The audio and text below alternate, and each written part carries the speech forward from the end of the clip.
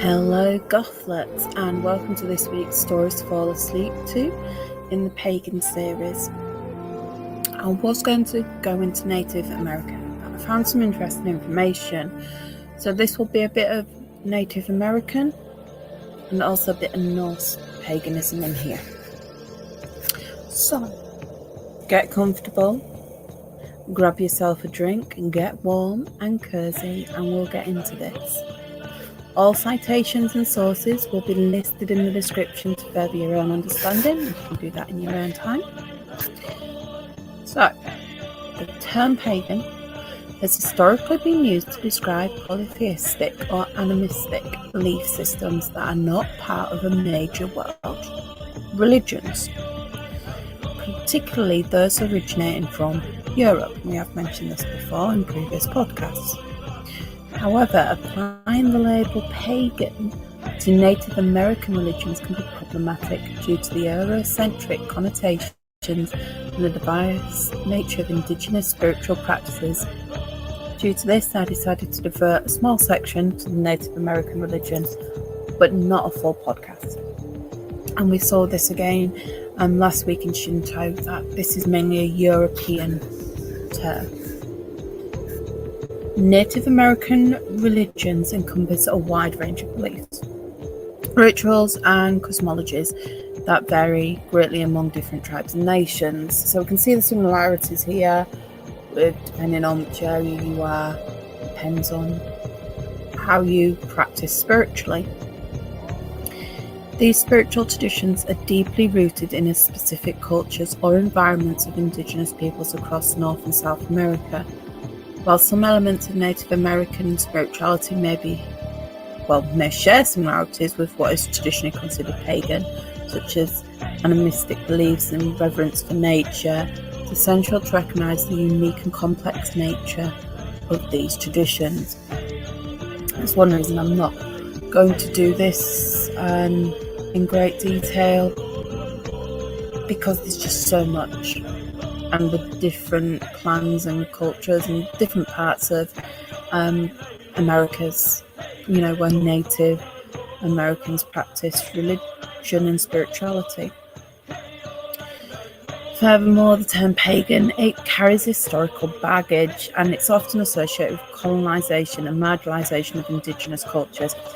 And again, this is one reason I decided not to. As such, many Native Americans may reject or feel uncomfortable with the label being applied to their religious practices. So this is the bit of research that led me not to do a full podcast on Native American within the pagan series. Throughout the series, I've had no intentions at all to offend anyone, and I do feel if I did continue, this would cause offence. So in summary, while Native American religions may share certain characteristics with what is commonly understood as pagan, it's more accurate and respectful to refer to them by their specific tribal or cultural names, acknowledging their diversity and complexity. So that's it. I'm not going to dig into that more. If I wanted to look into Native American, I'd do it properly, but it doesn't sit right with me putting it within the pagan series. When doing my research, this has been so blatantly pointed out to me. It hasn't when I've been doing research on others. This it has. So now that bit has been done, we'll explore the Norwegian pagan roots. Because I think when you think of pagan and ancestry, you think of Scandinavia and Norwegian and Norse and all that juicy good stuff. Certainly, exploring the pagan roots within Norwegian ancestry offers a fascinating glimpse into the ancient beliefs and practices of the region. It's important to understand that Norse paganism, also known as Heathenry, or, again, there's a lot of words in this and I apologise for butchering them, Astaru, was dominant religious system in pre-Christian Scandinavia, including Norway. And we'll be mentioning a bit more of this later on. So we're going for a more of a let's look down in history kind of route to this podcast. So the roots of Norse paganism can be tracked back to prehistoric Germanic tribes inhabiting the region of Scandinavia. Archaeological evidence, such as rock carvings, burial sites, and artifacts, suggest the presence of animistic and shamanistic practices dating back to the Bronze Age. So this is like your 2000 BCE to 800 BCE. It's essential to clarify that there are no written records of Norse mythology from this time period. The Norse myths were primarily transmitted orally until they were eventually written down in the Viking Age and later Christian period. The majority of the surviving texts were written down in the 13th century, or a little bit later than that. So that is, like over 2,000, 3,000 years of history orally passed down before it actually got written down. However, we can discuss, again, my voice always goes, the deities commonly associated with Norse mythology as they were known during the Viking Age. So this is like the 800 to 1050 AD. And they're recorded in such texts as the Poetic Edda and Poetic Edda. These texts were written by Snorri Sturluson and anonymous poets, respectively. They provide valuable insights into Norse mythology and the roles of various deities. And I will, when it comes into that time period of when that was written, I will go into that a bit more. So here are some key Norse deities from the later period, because it just felt right to add them in the beginning rather than making you wait. So one character out of many that we do know is Odin. He's often considered the chief of Norse gods, associated with wisdom, war, poetry, and death. He's depicted as a one-eyed figure with his missing eye sacrificed at the well of Mimir to gain wisdom. Again, really sorry if I butcher these names. I don't mean to. I'm just not very good at pronouncing. Odin is also associated with the runic alphabet, which he discovered through self-sacrifice, hanging from the world tree, Yggdrasil. And I think I have butchered that. Loki is a complex figure in Norse mythology, and again, I think we've all heard of Loki. Often described as a trickster god. He is a shapeshifter and a skilled manipulator known for causing trouble among the gods and occasionally aiding them as well. Loki is the father of various monstrous beings and plays a significant role in several myths, including the death of Balder. We come on to Thor. Again, we all know Thor. It's like the Avengers, isn't it? Thor is the god of thunder and protector of mankind. He is known for his mighty hammer, Mjolnir. And again, I think I've pronounced that wrong. I just struggle. Which he uses to defend Asgard, which is that realm of the gods, from various threats, including giants and monsters. Thor was one of the most widely worshipped deities in Norse mythology. That's probably why he's still very prevalent today. Frigg is the wife of Odin and the queen of the gods. She is associated with motherhood, marriage, and domestic life. Most women are. Frigg is often depicted as a wise and caring figure, and she has some prophetic abilities. Really struggle to say that word, though not as strong as Odin's. And we come on to Freya. Freya is goddess associated with love, beauty, fertility, and war. And again, in a lot of these like pagan religions, we see a female deity, and they've got the love, beauty, and there's always some. I was going to say war aspect, but it's not what I meant. Like that violent aspect to it as well. It's like that multifaceted kind of encompassing person. She is the sister of Frey and one of the most prominent female deities in Norse mythology. Freya possesses a magical necklace called Brisingamen. Is it? Brisingamen. Right, there we go. really sorry again for butchering it, and often rides in a chariot pulled by cats. I didn't know that until I was looking into this. So these are just a few examples, and there's many more deities and figures in Norse mythology, and again, each have their own roles and attributes. The practice of the ancient Norse religion, often referred to as Norse paganism or Germanic paganism, was a complex and varied system of rituals, beliefs, and customs, and we're seeing this a lot. There is rituals, there is beliefs, and there is customs. And it's ingrained into the society. And again, further down, I've got another section on society because I felt it was worth mentioning. But due to the lack of written records from the earliest periods of the Norse religion, our understanding of it is primarily derived from archaeological evidence and later medieval texts and comparative studies with other Indo-European religions. So I'm going to go into a bit now about some aspects of how the ancient Norse religion was practiced. Because it is, you'll see similarities to all the other religions that we've mentioned as well. So rituals did play a crucial role in Norse religion. Offerings and sacrifices were made to the gods and other supernatural beings to gain their favour, protection or assistance. Sacrifices could be animals, food, valuables, or even humans in extreme cases, although human sacrifice was likely rare and mostly restricted to specific contexts or periods. They also had certain natural features such as groves, lakes, rivers, mountains, and these were considered sacred and served as places for worship and ritual gatherings.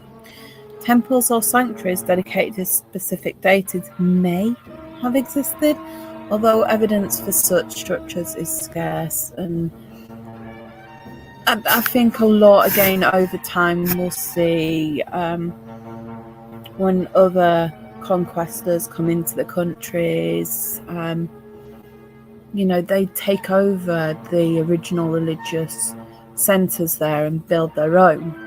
So a lot of archaeology can be lost just through the evolution of the religion in the area. So the Norse calendar was marked by various seasonal festivals and religious celebrations, and again, it's that seasonal aspect of the pagan honouring and the reverence for nature. These festivals often coincided with important agricultural or astronomical events and included rituals, feasting, storytelling, and communal activities. And again, because of it wasn't written down, they needed these to have that oral storytelling to pass down the information. So examples of such festivals include Yule, which is the winter solstice, Midsummer, which is the summer solstice, and I'm going to say this absolutely wrong, Pikvera, which is an assembly gathering. Please do not come after me for pronouncing it wrong, I am trying. So divination, and we've mentioned this before, and it's the practice of seeking knowledge of the future or hidden truths, was an important aspect of Norse religion. Seers, known as Volvas or Seedmen, used various methods such as casting lots, interpreting omens, or entering trance-like states to communicate with spirits and gain insight into the working of fate. Runes also come into divination, and runes was the ancient Germanic alphabet held mystical significance in Norse paganism.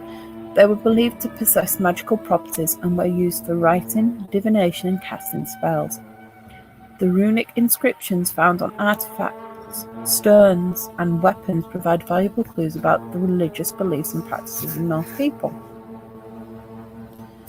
And although I've got another section on it, the Poetic Edda does have a reference in there about the mystical attributes, and it's in a poem called Hávamál, attributed to Odin, and it states, quote, "I know that I hung on a windy tree 9 long nights, wounded with a spear dedicated to Odin, to myself, on that tree of which no man knows from where its roots run.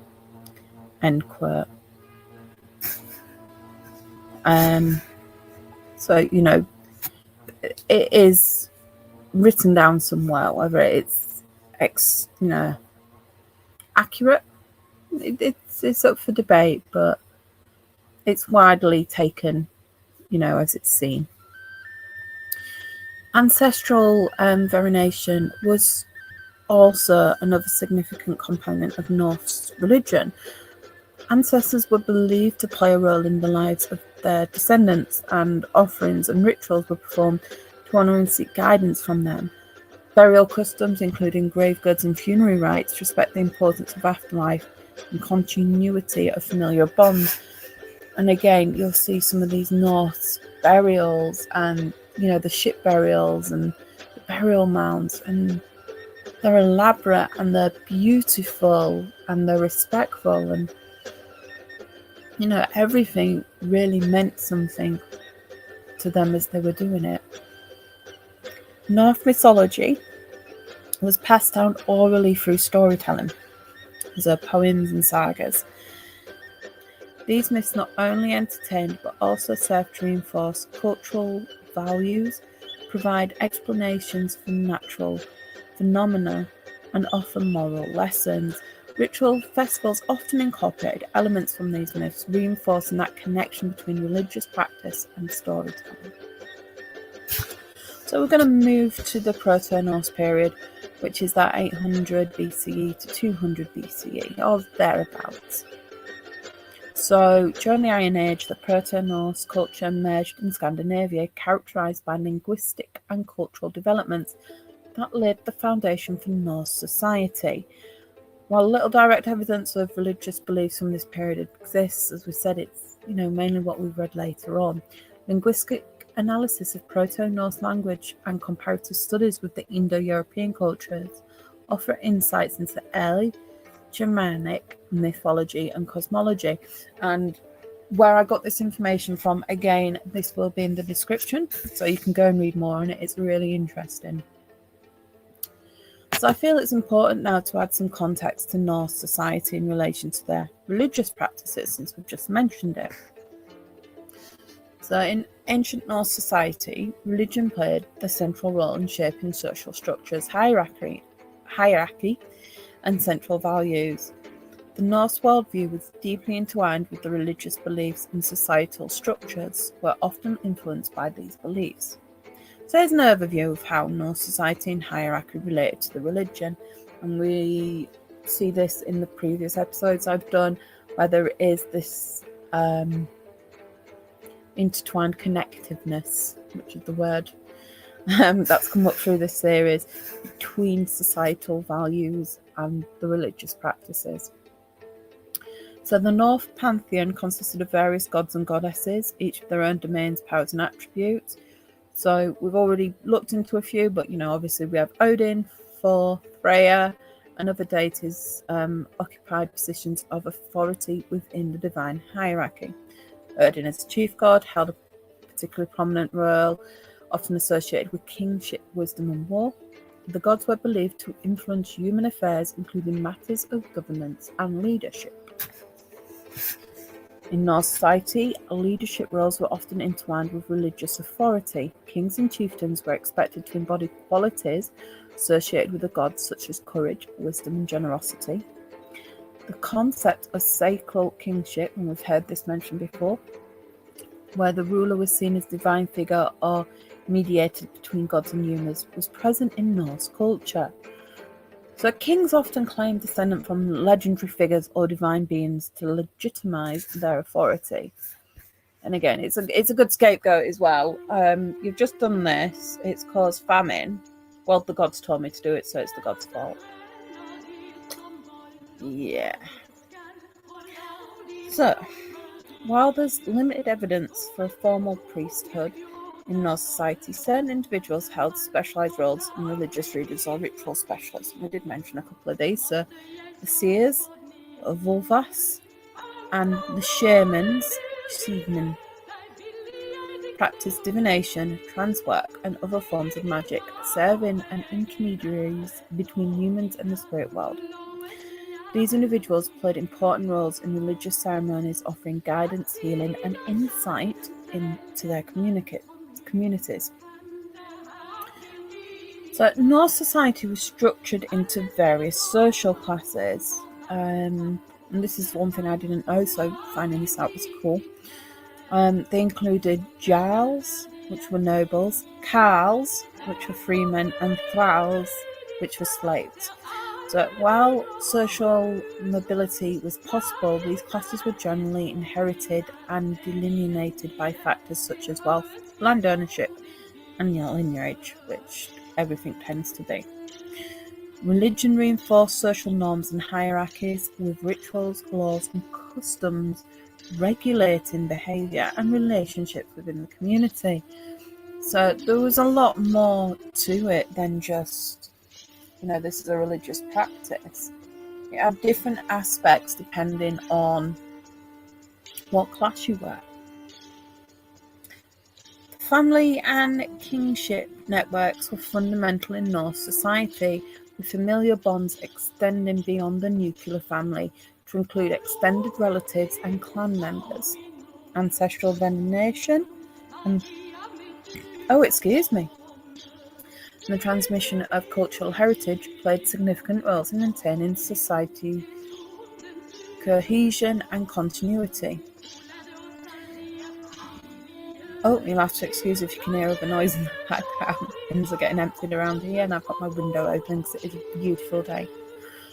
Religious rituals such as funeral rites and offerings to ancestors reinforce these familiar connections and obligations.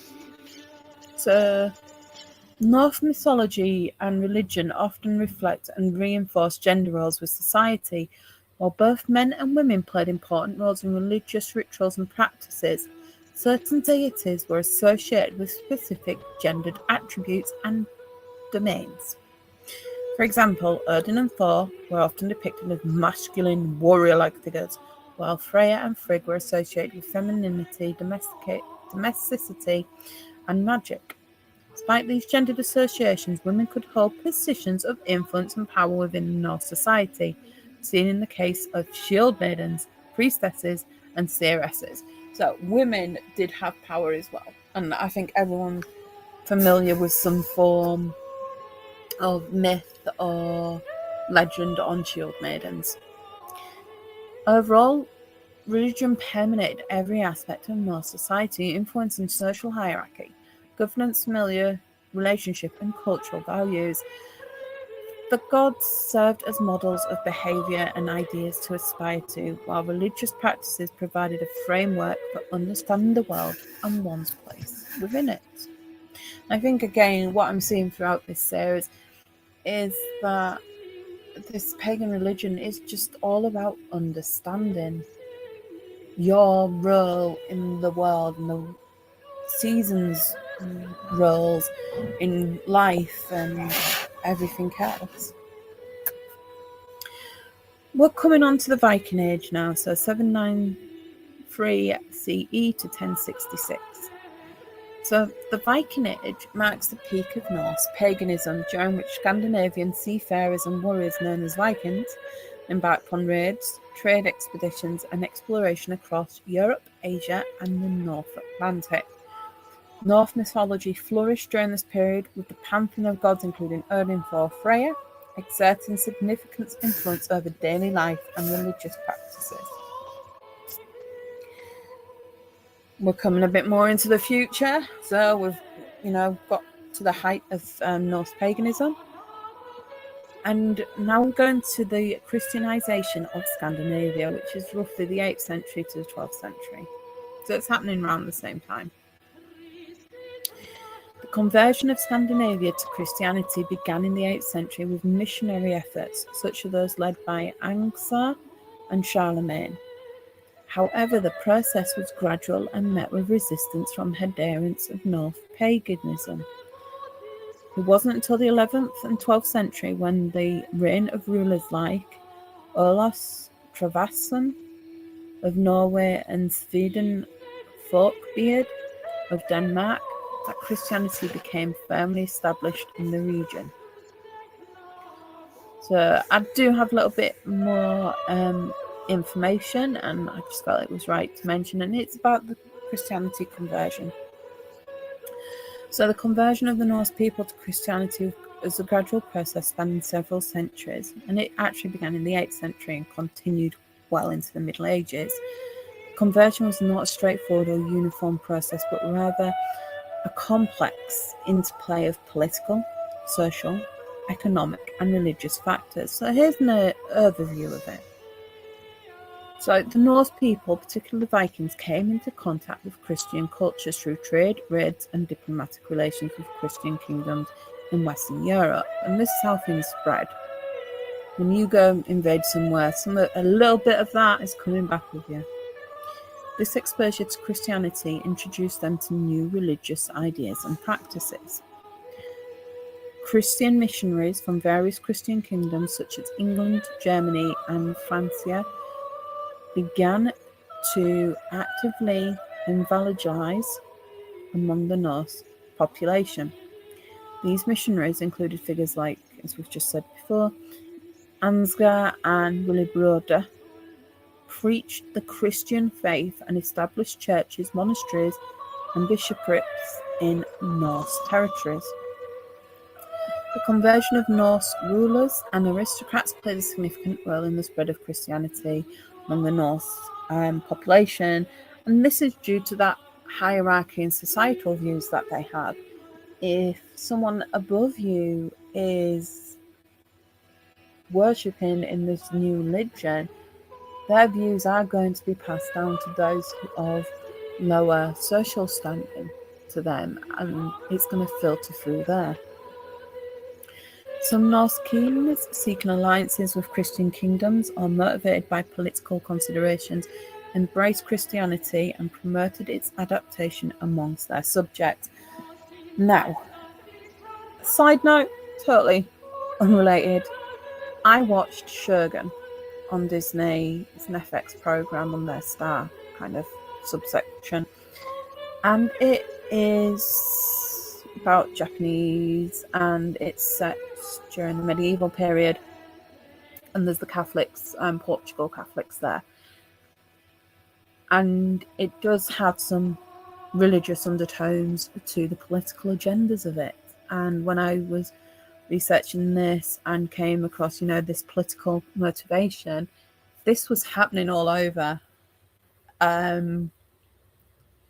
It wasn't just happening in one part.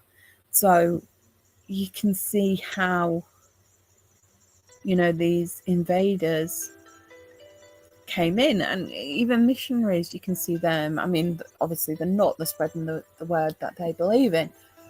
You can see them as invading and wanting to get that higher up, to get that standing in that new region, they're exploring. But there we go. I digressed. We'll get back to this. So the process of conversion was not always straightforward, and elements of Norse paganism often persisted alongside Christian beliefs and practices. This synchronism led to the incorporation of Norse pagan customs, rituals and symbols into Christian ceremonies and religious observations.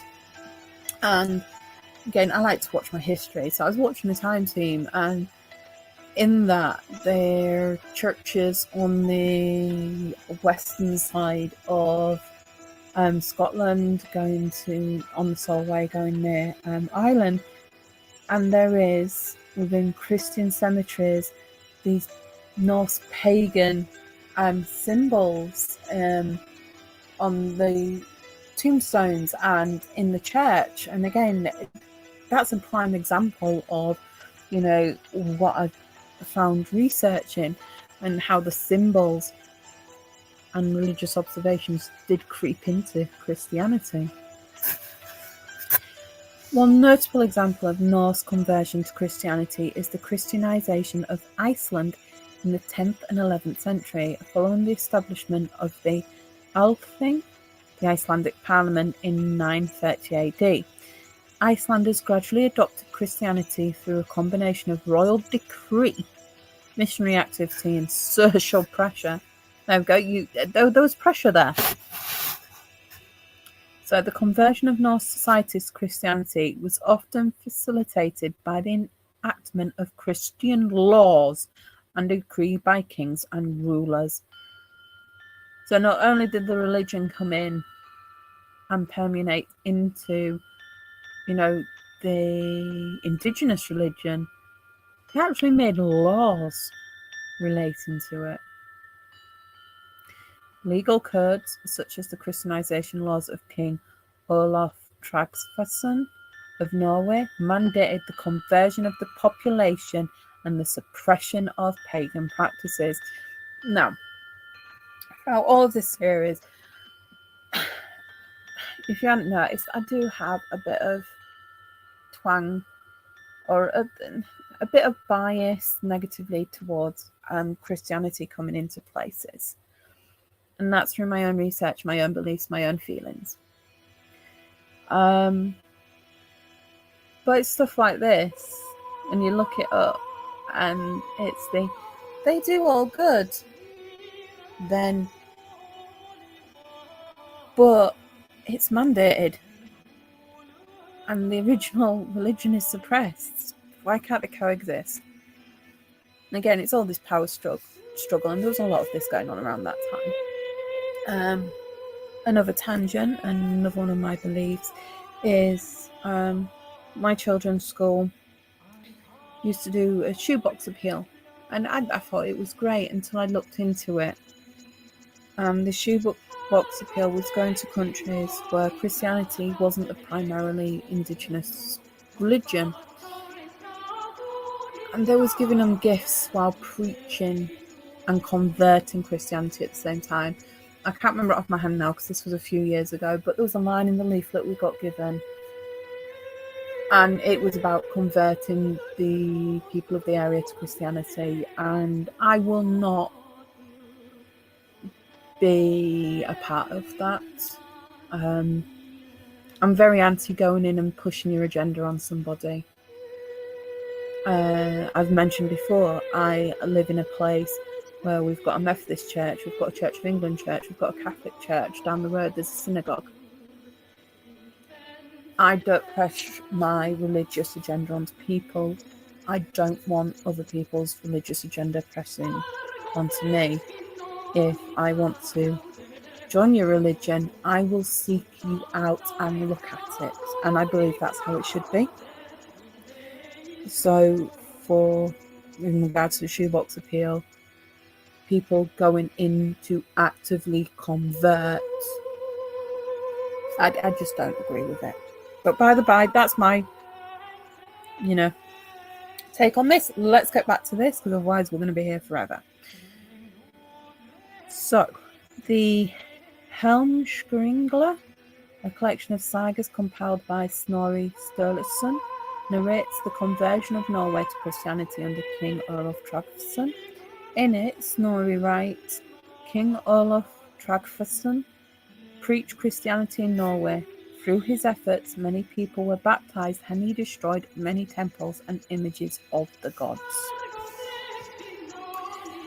In some cases, the conversion of the Norse people to Christianity involved violence, coercion, and the destruction of pagan temples and religious sites.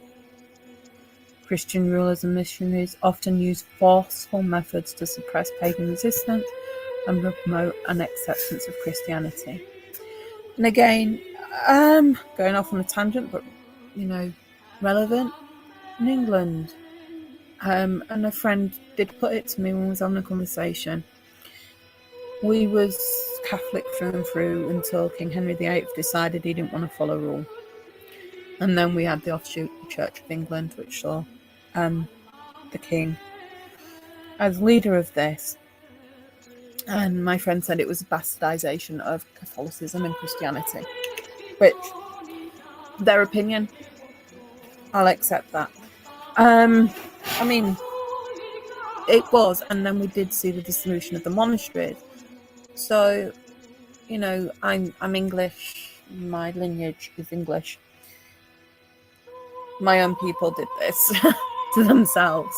They messed up Catholicism to preach Christianity.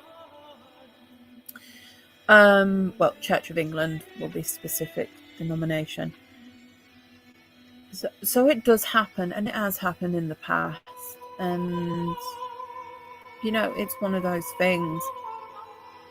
Unfortunately, I think because Christianity is the main prevailing religion, we see it more that Catholics and C of E do this more than any other religion. Just my take, my observation. We'll get back to this. So overall, the conversion of Norse people to Christianity was a multifaceted process shaped by a variety of historical, political and cultural factors. While Christianity eventually became the dominant religion in Norse societies, elements of Norse paganism continued to influence local customs, folklore and cultural identity for centuries to come. So, I did mention earlier about the written history, and here's some more on it. So we're going from the 12th century to present.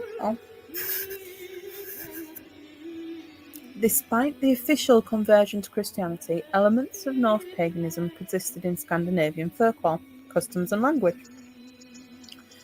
Many Christian holidays and traditions incorporated pagan symbols and practices, reflecting a process of synchronism.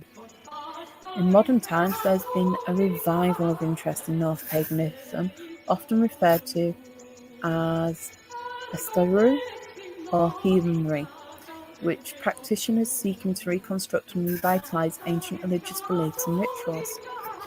So here we go, the Prose Edda, known as the Younger Edda or Snorri's Edda, is a collection of Old Norse mythological and poetic texts compiled by the Icelandic scholar and poet Snorri Sturluson. It was written in the early 13th century, around 1220 to 1230 AD. So the Prose Edda does state, in the beginning there was nothing but the yearning void named Gingamugga. I'm going to try it one more time because I think I didn't do that right. Ginnungagga. And the world was empty except for the mist world of Niflheim in the north and the fire world of Muspelheim in the south. And this Prose Edda is divided into 3 main sections. So we've got, I love putting these words in front of me, Glingfing, or beginning of Glingflay. This section serves as an introduction to Norse mythology, recounting the creation of the world, the cosmology of Norse universe, and the genealogy of the gods and giants. Also includes various myths and legends, which involve the major Norse deities. Again, Odin, Thor, Loki, Freya, all that good stuff. Whew. Now, the next section, Hávamál. Please let me have said that right, and that is the language of poetry. Hávamál focuses on the art of Norse poetry and provides a detailed guide to poetic techniques, kennings, which are figurative expressions, and use of traditional poetic forms. It includes numerous examples of Old Norse poetry and discusses the use of mythology and legendary themes in poetry composition. Then we come on to the 3rd section, which is Atalal. Right, I don't think I've done that right. Hatatal, which is enumeration of meters. Hatatal is technical treatises on Old Norse poetry, specifically focusing on different metric forms and poetic meters. It features a catalogue of poetic stanzas composed by Snorri himself, demonstrating his mastery of traditional poetic styles. And I think going to ancient Egyptians, a lot of the prayers and things were sung and in poem form. So the significance of the Prose Edda lies in its preservation and documentation of Norse mythology, cosmology and poetic traditions. Sir Sturluson compiled and codified these oral traditions into a coherent narrative, providing invaluable insights into Norse culture, beliefs, and the worldview. So this is where we get a lot of the information from. Poetic Edda served as a primary source of subsequent generations of scholars, poets, and historians interested in Norse mythology and literature. So additionally, the Poetic Edda played a crucial role in the revival of interest in Norse mythology during the Romantic movement of the 18th and 19th century. It influenced countless works of literature, art, and popular culture, which we do see today, contributing to the enduring fascination with Norse mythology in the modern world. Overall, the Poetic Edda remains one of the most important and influential texts in the study of Norse mythology and Scandinavian literature, and it's one reason I thought, we should mention it. So in recent decades, there's been a resurgence of interest in Norse paganism, often referred to as Heathenry, as we mentioned before, as Daru. Modern practitioners seek to reconstruct and revive ancient Norse religious practices, drawing inspiration from historical sources, archaeological findings, and personal spiritual experiences. There's many creators on TikTok, Facebook, who explore these ancestral roots, and it's really refreshing to see. And there's one, and I can't remember his name. Apart from him being absolutely stunning, I could watch him and hear him speak all day long. He explains how he was following one route and he realised that wasn't the route for him, and he found, he looked into another route, because again, there's offshoots and to all of this. And he's found a route which sings to him. It speaks to him on an otherworldly level. But you can find lots of them about and really informative and have their own experience as well as, research they've found. So there is a publication called the Heathen Journal, and it focuses on contemporary heathenly practices, and there's a quote from it. It's quote, "Our goal is to honour the gods, the ancestors and the land, and to live in a way that reflects the values and traditions of our heathen ancestors," end quote. And I think it's great people are getting back to their roots. By examining these facets of Norse paganism with Norwegian ancestry, we gain a deeper appreciation for the ancient beliefs and cultural heritage of the region. While much of Norse paganism was supplanted by Christianity, its legacy continues to resonate in modern times through mythology, folklore, and the spiritual practices of contemporary heathens. That is the end of the series.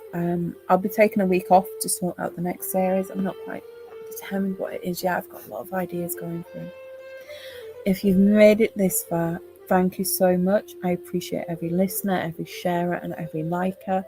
It means a lot to me, and they're chatty.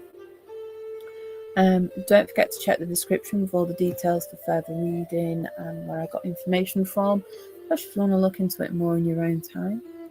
So that's it. Take care, my Gothletts.